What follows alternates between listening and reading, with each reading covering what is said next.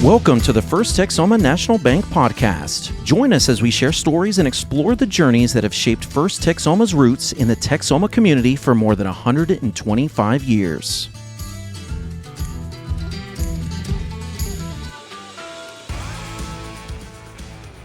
Hello, everyone. My name is Mike DeLauro, joined today by a very special guest, Mr. Joey Gunn, owner of Knight Furniture in North Texas here. Joey, first of all, welcome. Great to have you. Man, pleasure running into you here this morning.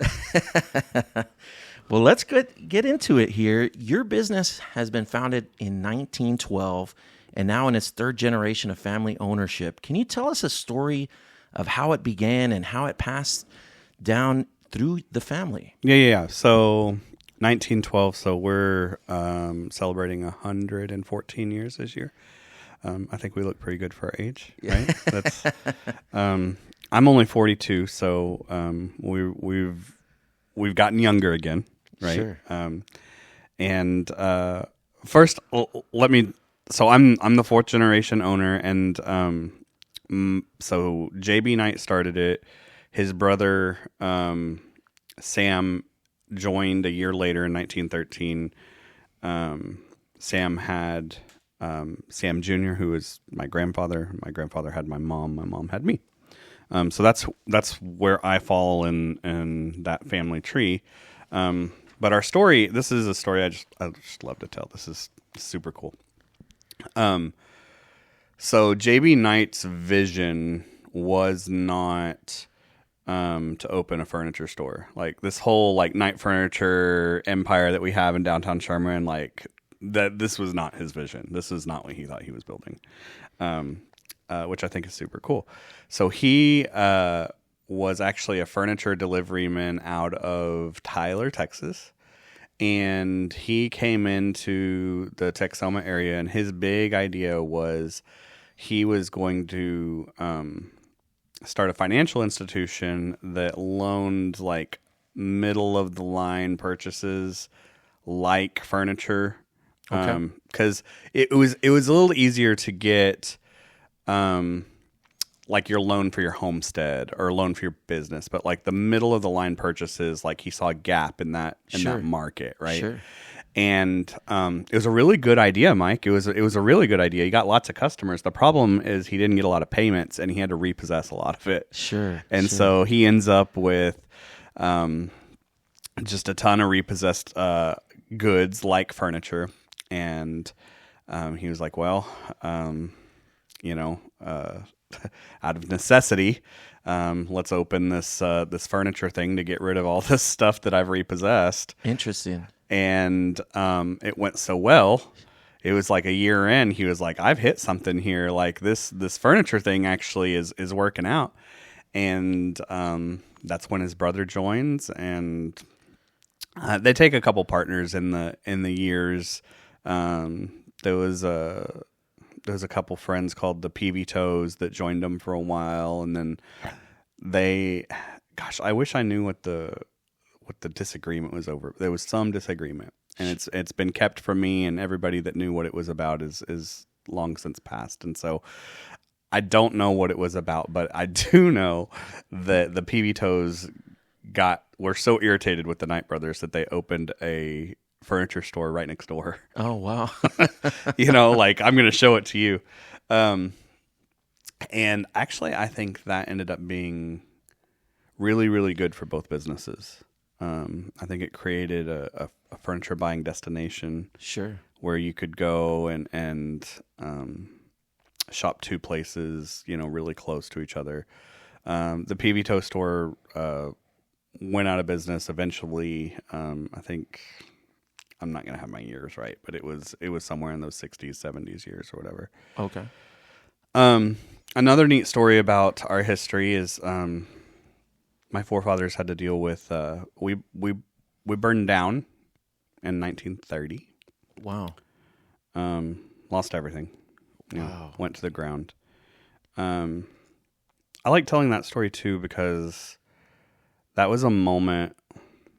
So we opened in 1912. It burns down in 30. I mean, JB and Sam could have just taken their ball and gone home right then, right? Sure. Like it's over.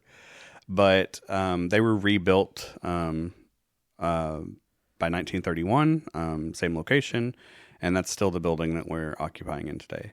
And so, you know, at a moment where it was like that's like a hard reset, you know, it's like gut check, are we still want to do this? And they still did, and they still chose to do it, and we're still here because of it. And so, you know, I love that story. And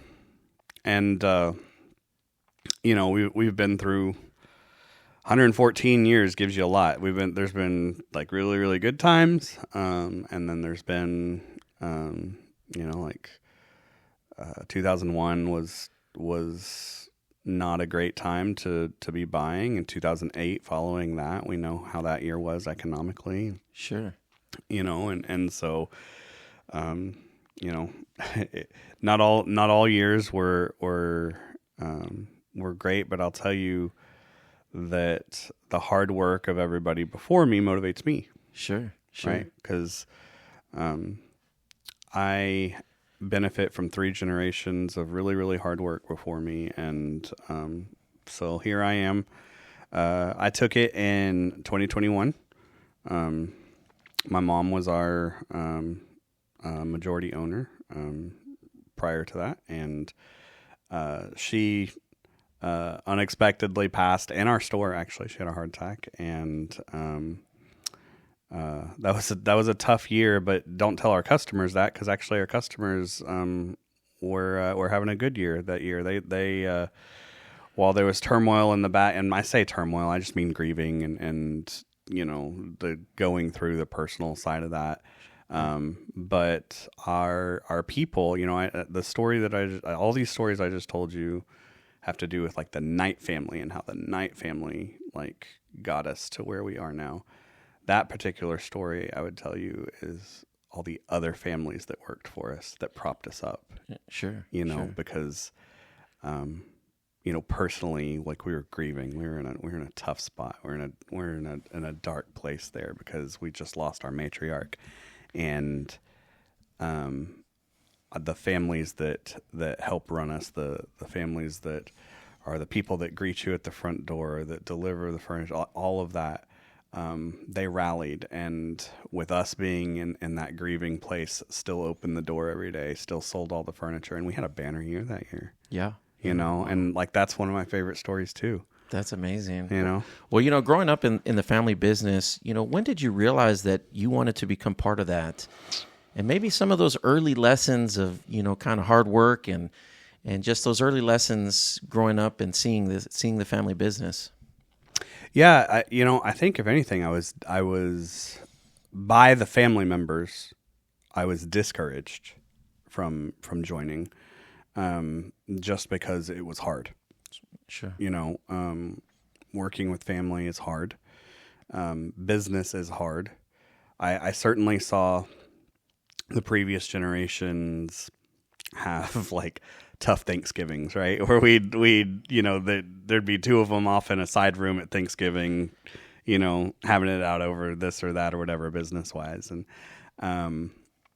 you know, and so growing up, gosh, when did I know that I wanted to be a part of it? It was always intriguing. And not everybody got the bug. Like, not everybody in the family was like, hey, this is what I want to be at Knight Furniture. In fact, in my generation of kids, it kind of was only me. I started in the warehouse at 14 years old, and even that's not really true. My first job there, we had a hot dog sale, and I was handing out free hot dogs, you know. And I think that was earlier than that, but 14 years old, I'm sweeping floors, putting together furniture, summer times and Christmas times and stuff like that.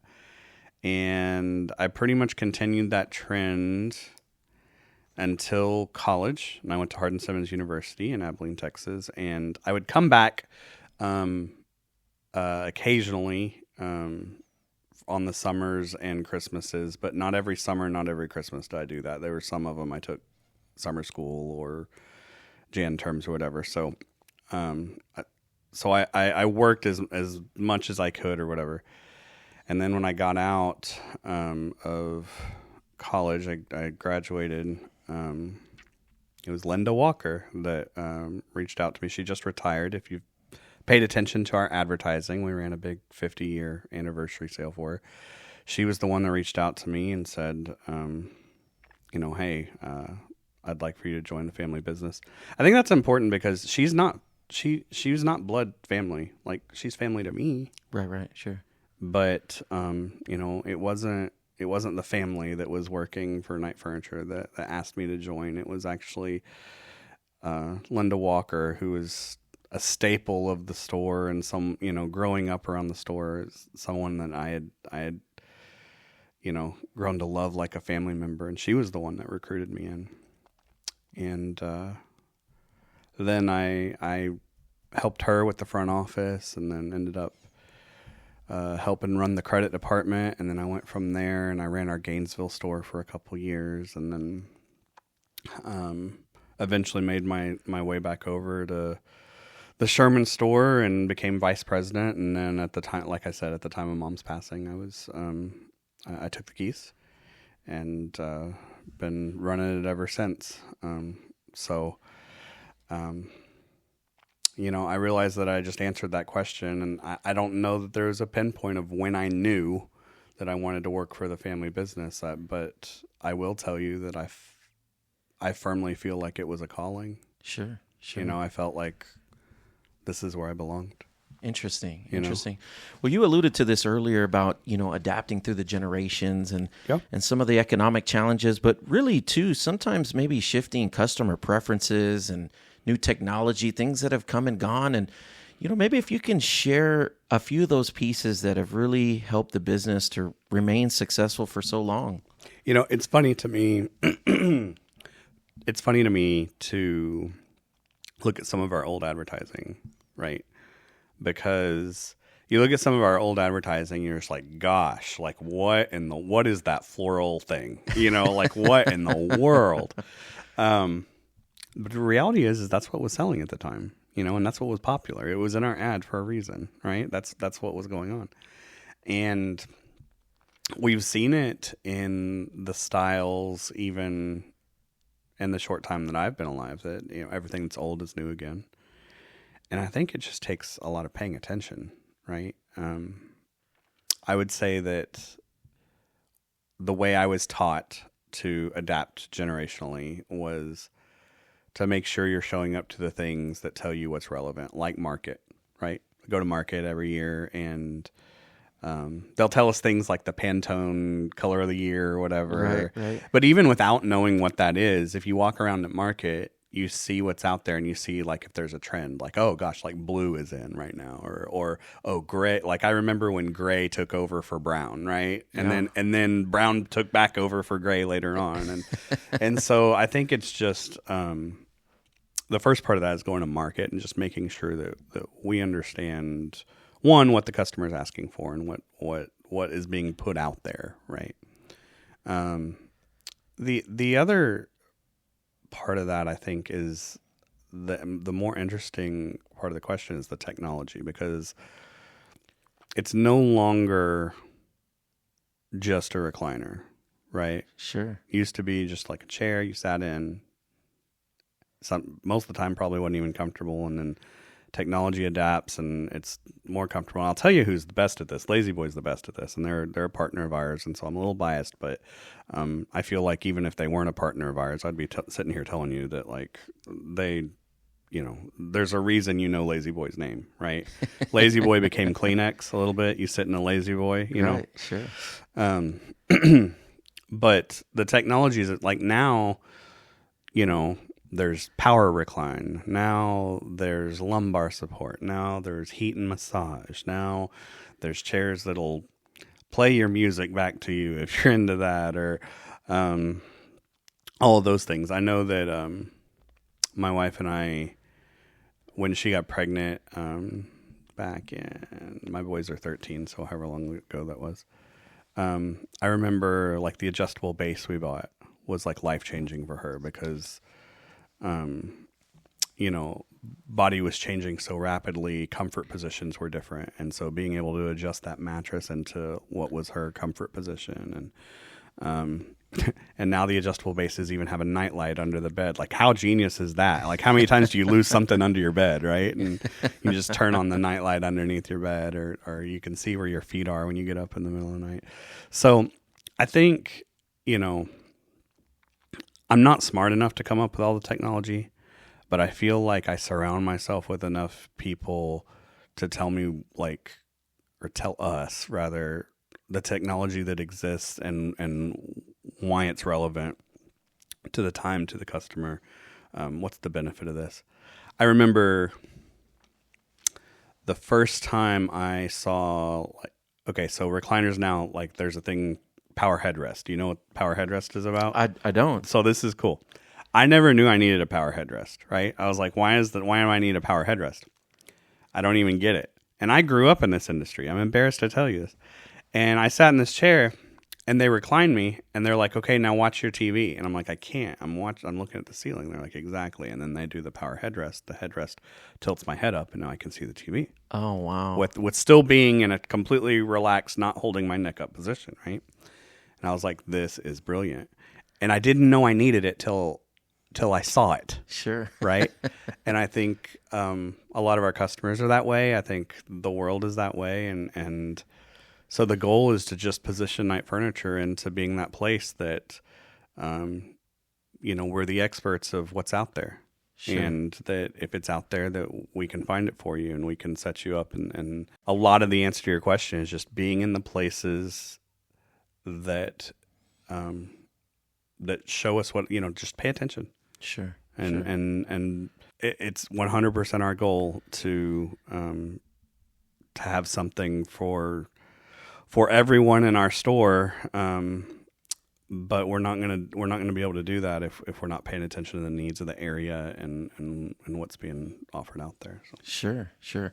Well, I think you kind of mentioned this a little bit about, balancing tradition and innovation. And, really it's, you want to instill and continue those traditions while continuing to evolve and meet the needs of today's customers. And so are there some of those trends that you're seeing, maybe some older technology that, occasionally you have a customer come in asking for, or maybe something that's been phased out that, maybe was a very popular thing and just maybe how that's evolved within the landscape of the furniture business? So the first time I ever heard about an adjustable base on your mattress, I thought, hospital bed? They want us to sell hospital beds? What is it? What's going on? Right? And like I said earlier with that story, it's a comfort thing. But I think what we're seeing now is that it's things like that it's a health product, right?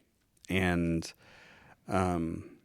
Lazy Boy recliners do this too. The American Heart Association says that the best sleep that you can get, the best restful sleep that you can get, is if your ankles are above your hips. Why?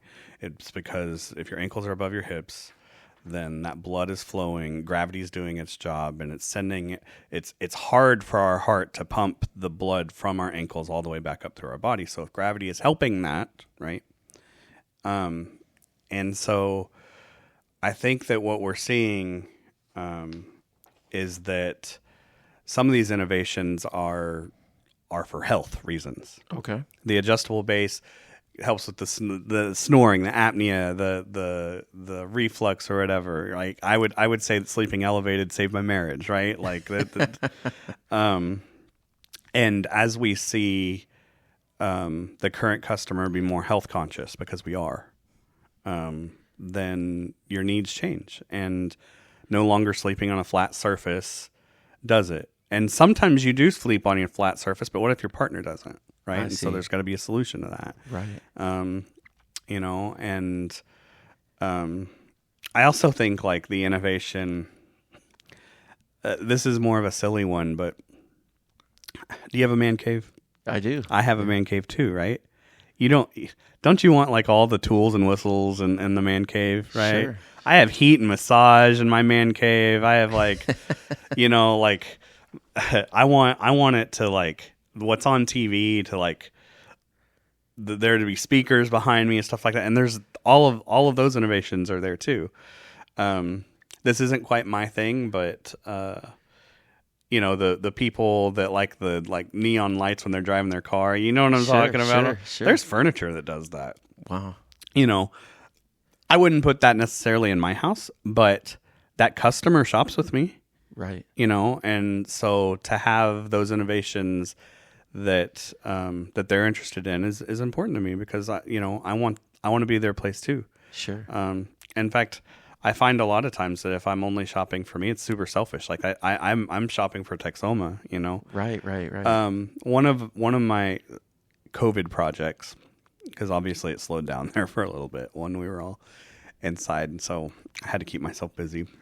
I got with a mattress manufacturer. I found and I've always wanted to do this, and we got our own line made. It's Royalty by Night Furniture, and the way that happened is I went to them and said, hey, look, this Texoma area, these are the feels that they're gravitating towards. These are the things. And it was just by paying attention to what our customers are saying and asking for and things like that. And we were able to get a whole mattress line made on the specifications of a Night Furniture customer, of a Texoma customer, just by paying attention to what customers were wanting the innovations to be. Right. Right. And that line still exists in my store right now. It's obviously exclusive to us, and it's Royalty by Night Furniture, and I'm really proud of it. And it was a fun COVID project. So very neat. Well, I'm sure you've alluded to many challenges and lessons learned, but if you can share one of those big challenges that you face as an owner and what lesson from that experience guides you today. I think one of them, which is very personal to me, if there's any business people listening, is you don't have to do it all. I thought I did. I think that was one of the mistakes I made really, really early on, and that I felt like it all depended on me. And the reality is, my grandfather taught me to surround myself with people better than me, and life gets a whole lot easier. That story I told earlier about like when Mom passed, that sucked, right? But the cool part about that story is the people around us propped the store up, right? Today we're no longer. That's still a sad day, but we're no longer in a grieving state. It's 2026. Life has moved on, right? And the people around me now, all of them, I would tell you all of them are better than me. And all of them have skills that I don't necessarily have. And one of them is my wife, right? So she'll like to hear that. So give me some bonus points. But, the employees and families that we have right now and throughout history have always, we hired people that were better than us, right? And I always love it when I hear one of our salespeople help a customer in a way that's better than I would have thought, right? And that it makes me really proud. I told you earlier I took over our Gainesville store. I didn't tell you the age, but I was 26 when I ran our Gainesville store. Wow. And the staff that I had there were all retirement age or approaching retirement age. And the reality is, while I was the one commissioned to keep us between the ditches, right? I learned more from them than they probably learned from me. I don't even know if they did learn anything. A lot of my knowledge, I'm quoting those years all the time because of what I learned from that staff. And So I think the biggest lesson learned is to surround yourself with people better than you, just like my grandfather said. Sure. 'Cause you don't have to do it all. Yeah. And hidden in your question there is also like what challenges. I mean, like I said, not every year's been great. Some years are better financially than others. Some years are better emotionally than others. Right. And we keep saying, like, man, I'm just ready to have a normal year.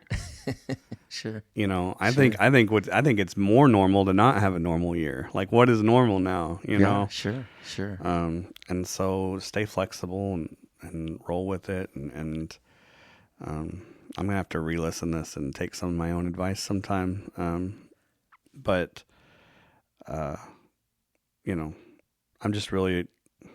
I'm realizing into that question, I'm just really appreciative of the people that we have around us. Sure. Well, of course, First Texoma's had the privilege of working with Knight Furniture, and if you can share a story or experience that reflects what having the right banking partner has meant to Knight Furniture over the years.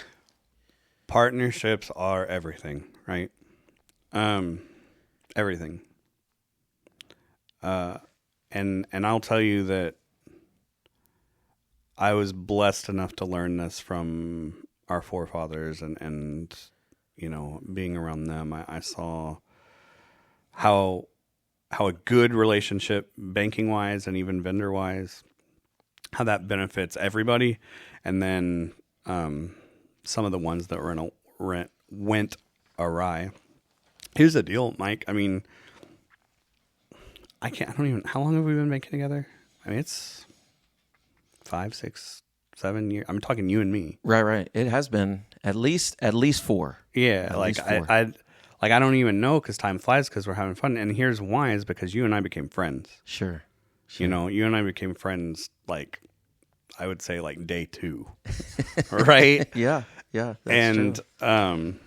It makes it a whole lot easier when we can trust each other. When I know that you have my best interest at heart. You know that I have your best interest at heart, and it makes all those business negotiations a whole lot easier. It makes the needs of my store get communicated more clear because you're involved and you know the story throughout the years. I mean, how many times do you think it was fun right here on this podcast, like retelling the history of Knight Furniture, but like, what if I had to like retell that story? Yeah, absolutely. Every time I stepped in a bank. That's a good point. Yeah. Every meeting that we'd have would be 45 minutes to an hour, right? Right. How we got exactly where we got. And having a Mike DeLoro that, I can call you and you already know that you already know how we got where we got. Right. What it was the last time we talked, what it was last year that we talked, what it was 3 years ago that we talked. And that even you come up with the ideas too. Like, sure. There are banking products that get presented to you that I don't know they exist until you talk to me. Right. And there's no way you could know if it fit my business unless you knew me. Sure. And so I would say the relationship that we developed is pivotal to both of our businesses. And no one likes to talk about that not every year is good, right? And we've said it a couple times here on this podcast. But not every year is good. Right. And when it's not, we need each other. That's right. When it's not, I need you for survival. You need me for survival. And it's a whole lot easier in those times to go to somebody you already trust. That's right. And then guess what? My experience is that the years that aren't good are usually followed with pin-up demand, right? Sure. And I mean, it's almost consistent as gravity. Right. And then the pin-up demand, like, you and I have set ourselves up for success, and here we are both making money. So I think it's really pivotal, because let's say some of the conversations I have with you, if I was meeting somebody for the first time ever and saying, "Hey, Mike, like we have this project, you know, it looks like this is going to be what we need to get through the project, and this is all this." If they don't know me, they don't know my payment history. They don't know if I'm trustworthy. They don't know if I'm going to do what I say I'm going to do, whatever. And so to have that relationship here means a whole lot, and vice versa. Absolutely. Well, and I think that you're 100% right. I think a good banking partner helps guide, but also is just sometimes even just lending an ear to what's happening in the market from a retail perspective in this case, and just seeing, being able to share the insights from the banking world, what's happening with, Washington with interest rates, and so I think that again kind of helps you with, maybe it is a specific facet of, in this case, the furniture industry, but I think it's good for us to know too, because it's a two-way street. Yeah, I think it's like, I don't know what's coming always, right? And I joke with my people that it's like 2/3 of what I say is smart, and it's up to you to decide what third is not, And I kind of think that about like my relationship with you too, because like I know like you and I have had conversations that went both ways where I've called you and like, "Hey, Mike, this is what I'm thinking. This is what I like. Here's the business challenge, and this is what I'm thinking." And I spit it all out, and you're like, "Well, actually, interest rates are going to do this. We expect this, and I think this product over here." Sure. Right? And so, I think the comfortability between us is what makes this work. Sure. And I always love, I think everybody does, and I hope everybody has this business relationship that we're talking about, where like you and I can like get down and dirty in the numbers, be in the middle of an Excel spreadsheet, and break out in a social conversation that lasts the rest of the day. Sure. That's about like our kids, or like we both share the lacrosse community, or just anything like that. Right. Because we actually freaking like being around each other. Sure. And how much more enjoyable is business when we actually enjoy being around each other? That's a good point. Yeah. If I'm not stressing every time I come to your office, I mean, for nothing else, like you owe it to yourself and I owe it to myself to do business with people we want to do business with that don't scare us, right? Sure. And I don't want to be scared of you, and you don't want to be scared of my business either, and we're not. Right. And I would really encourage everybody to find that relationship. Sure. Well, and there's so much that go beyond the numbers, know, and of course in my, previous years before becoming a lender, I'm looking at numbers all day, and, ran the credit department at Landmark Bank. So we're knee deep in tax returns all day, and you kind of can get lost in the numbers, but there's so much more, and there's a story behind each piece that you don't really understand unless you have the relationship. Yep. And I think that that's something that I know we always strive to. I know, at First Texoma, that's something that's important to us is that we want to understand and just learn in some ways, because every business is different. Even, looking at the retail industry at large, there's just so many different facets of retail, and it goes beyond furniture. But I think that that's something that's important for us as bankers to we got to have our thumb on the pulse so that we can help guide and just provide that insight that maybe is a different perspective. And if there's something that we can see around the corner, I think it's important for us to share, and vice versa. I think there's things that you see just being in front of, your customer base and seeing around those corners that you can share with us. Yeah, I think, like you said, the spreadsheets definitely don't tell the whole story. I have some of this, I guess, insight too, because I ran our credit department too, right? So I was lending.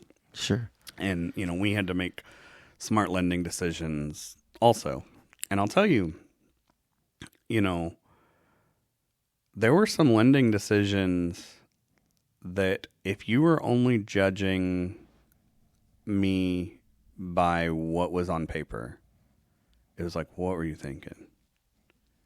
What I was thinking was, I believed in that person across the desk from me because I had learned their story, and there's risk in all of it. But I think that there's X factors that help you mitigate the risk that the spreadsheet can't tell. That's right. You know? Sure. And, I've always thought that when those you take that risk and give somebody a chance, and when it works out, not only do you feel good, usually you're financially rewarded for it too. Right. And they're in a better position too. And all they needed was someone to take a chance on them. Sure. And I would say business wise, I don't think that any of our businesses are in any unique position other than that too. I mean, sometimes we have this crazy idea of we want to get in this industry, or we want to redo this, and we think this will be the return on that. And we need somebody to buy in on the crazy idea with us. Sure. And you bought in on some of my crazy ideas. I think it's worked out for us. Sure. So, we've done that for our customers, and you've done that for us. So I kind of feel blessed both places. Sure. Well, I know there's been quite a few, moments that you've shared with me about impact in the community, and, just serving the North Texas community for so long. If you could share a story about that impact, and what does it mean just being locally owned business here in North Texas, and sharing a story or two of that impact.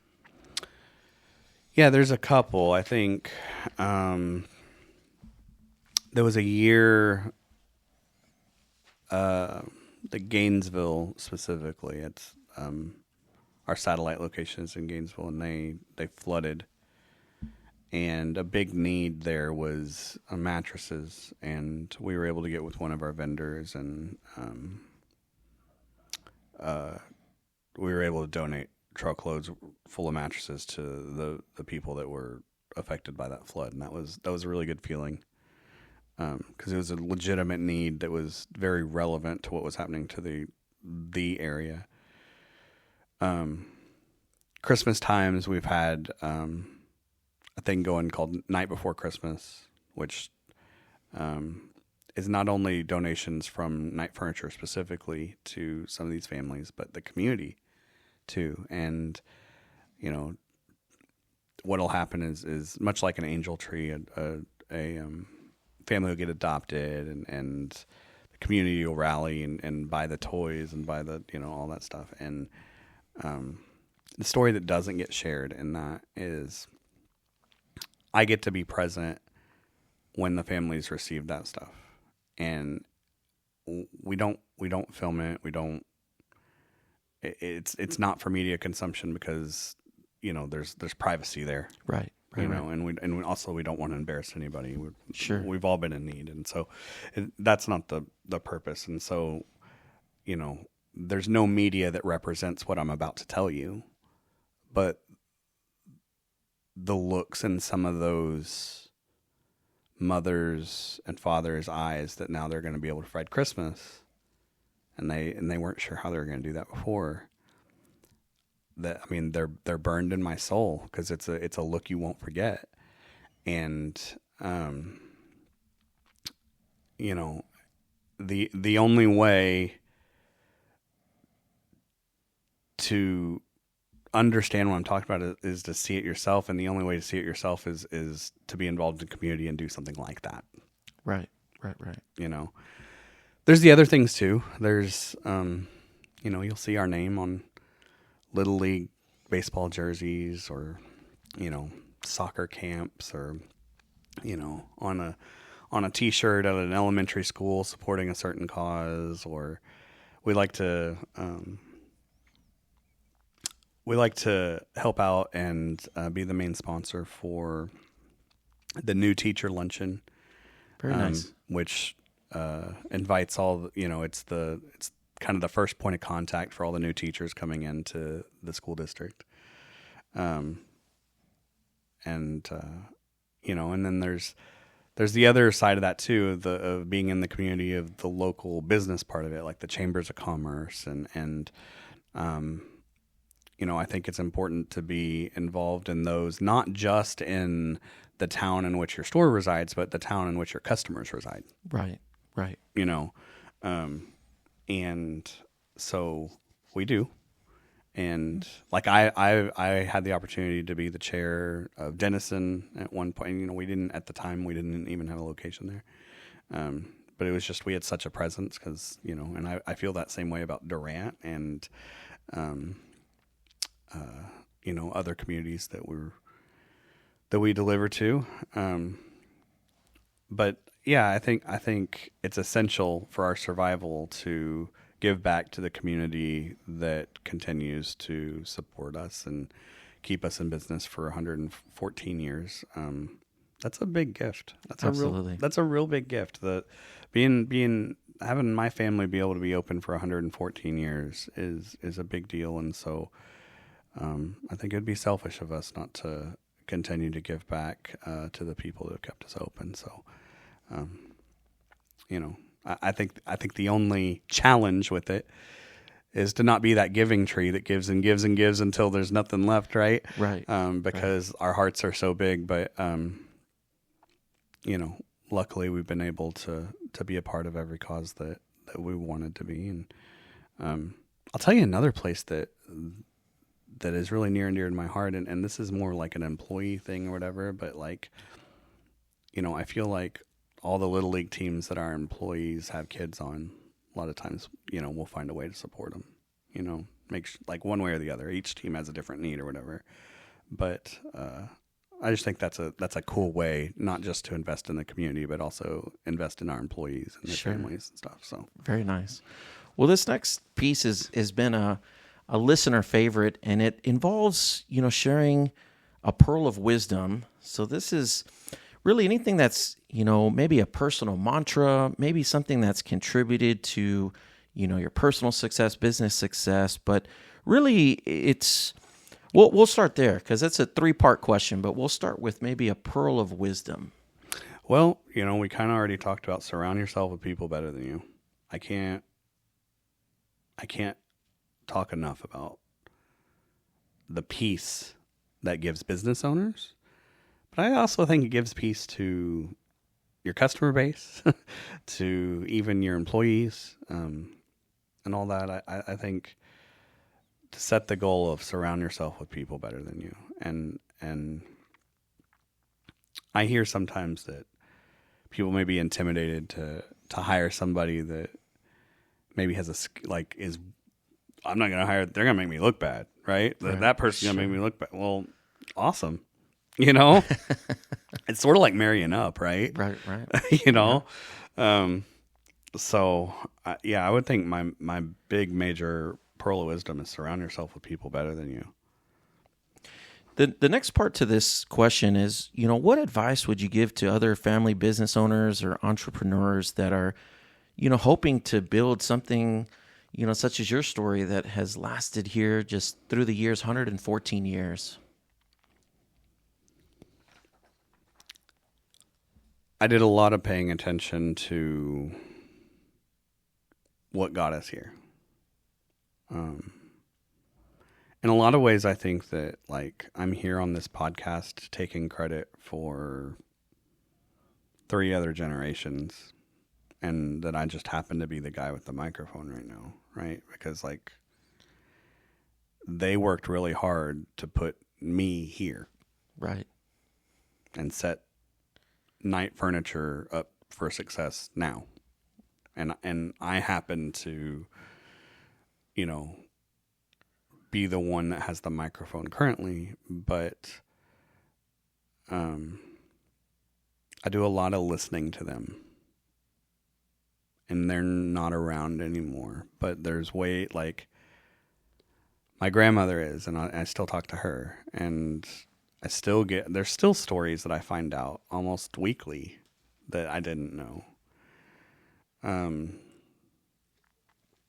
I remind myself there's often, I'll find something that our forefathers put together that talks about, the importance of customer service, or, even the story I told you about the fire, about, the resilience of,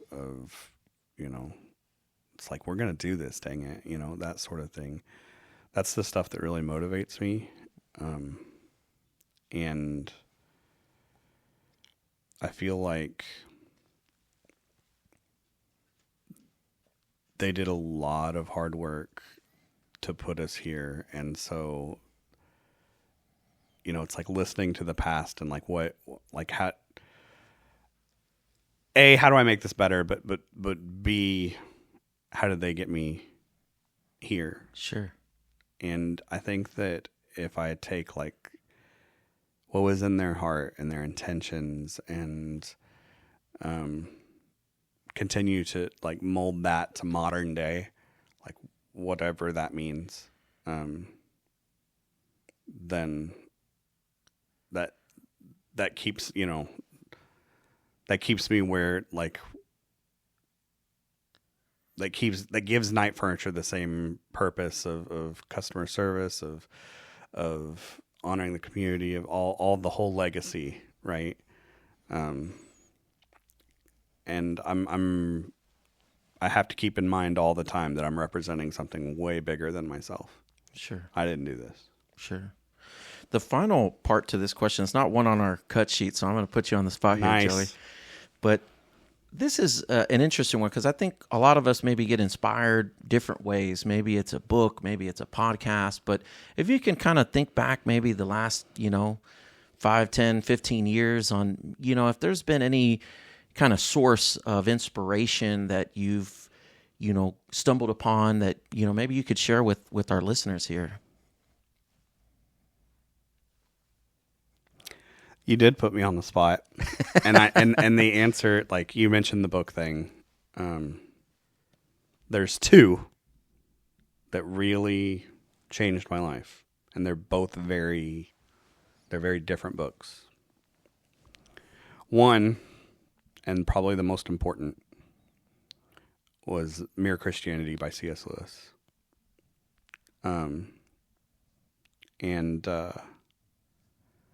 The intelligence that guy brings in that book just simply changed my life. It just did. The second one is a bit more business-minded, and it is, do you know Who Moved My Cheese? Sure. Do you know Who Moved My Cheese? Oh, yeah. Who Moved My Cheese is a fun little, parable about these mice that hem and haw, and it's kind of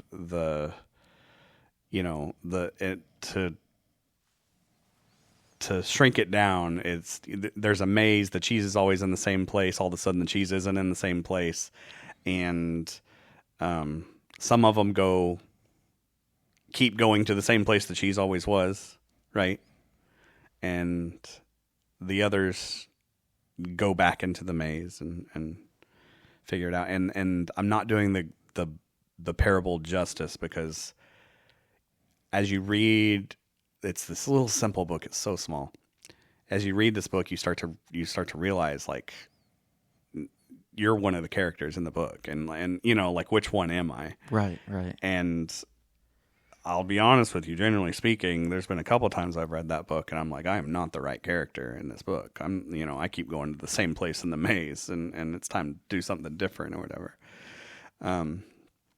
And in fact, that's one that I choose to reread kind of frequently, and it always speaks to me a little differently. So I would say that one, that one's a good one to walk away from this podcast with, and either reread if you've read it or read it.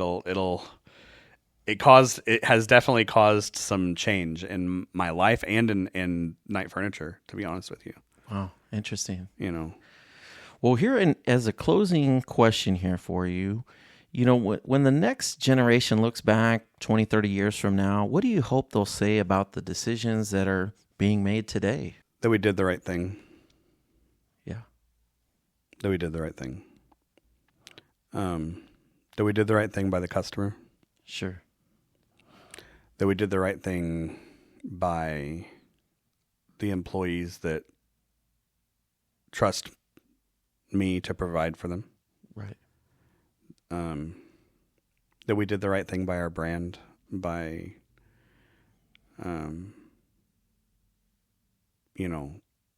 making the Knight name mean something positive to everybody through the generations. I think that means a lot to me, that we did the right thing, that we did it the right way. There's a lot of people to be afraid of in the business world, and there's a lot of people that aren't. And I'm not even using this platform to call anybody out, I don't even have anybody in mind, because it's not about that. It's about leading with integrity, representing our community, representing this family name of people that have worked so hard before me. Sure. To build up, and, to be able to hold our head high, all of us that are at Knight Furniture right now, and say, man, like, I'm really proud of the way that we did this whole thing. Yeah. I'm proud of the way that we did 2026. I'm proud of the way that we did my career. I'm proud to be from there. For the people that retired with us, I'm proud that I retired there. For the people that bought from us, I'm proud that I bought there. From the people that did business with us, I'm proud that I did business with those people. That's what I want our legacy to be. Oh, that's very, very well said. Well, Joey, I appreciate you coming on. I think you've shared a lot of really neat insights, and just, the history and just so much to Knight Furniture that it's been exciting just for us to be a partner with you, and I agree to everything you said about you want to try and find a way to make an impact from different avenues, but just for customers out there that might be listening, that, hey, you can trust, Joey Gunn and Knight Furniture for your furniture needs, and just being a partner. I know we're excited to continue that relationship, and maybe just here in closing, if you'd like to share maybe a little plug about, Knight Furniture, and maybe for those that may not, maybe, they're listening to this and they're like, I wasn't thinking about that recliner, but maybe I need to come check out Knight Furniture. Thank you for the plug. I sort of forgot that in all those questions. If you're looking for it, I feel like I could find it for you. If we don't have it on the floor, the custom nature of our product, a lot of times that we can get it built exactly the way that you want it. And usually for not much more money. We have great relationships with our vendors. One of them, Mayo, that is built even here in Texoma. They're right in Texarkana, Texas, and so the lead times are short, and they build it exactly like that. You get to pick out your fabric, your frame, and you build it exactly the way you want it. We carry brands like Lazy Boy Lazy Boy makes the best in the business. And we've already talked about mattresses, but I could tell you about all of our awesome name brands like Tempur-Pedic and Serta and Stearns & Foster and even Royalty. But really what I would talk to you about is if you came to us, we would fit you for the right mattress, period. Sure. Doesn't matter whose name is on it. If it's the wrong mattress, you're mad at me at 3 a.m., right? So, that's our goal, is to fit you at the right the right mattress, the right sofa the first time. We have it all, dining. And I'll tell you this, we don't get greedy with that margin, man. We lead as low as we can on that price tag. And it's a big deal to me that we do the service behind it too. So, if you're in the market, or when you're in the market, I'd appreciate it. And my name's Joey. Come say hi. All right. Well, hey, I appreciate you, Joey, coming on our First Texoma podcast. We'll be sure and put all of the social media links for Night Furniture here in the description. And, be sure and like, comment, subscribe. Be sure and share this with your friends. Really what we're trying to do with this podcast is really spotlight, some of those business owners in our community that can share some of their wisdom and just the impact that they're making. And so certainly, Joey, I appreciate your time this morning and appreciate all those listeners out there. And we look forward to seeing y'all on the next episode. My name again is Mike DeLora.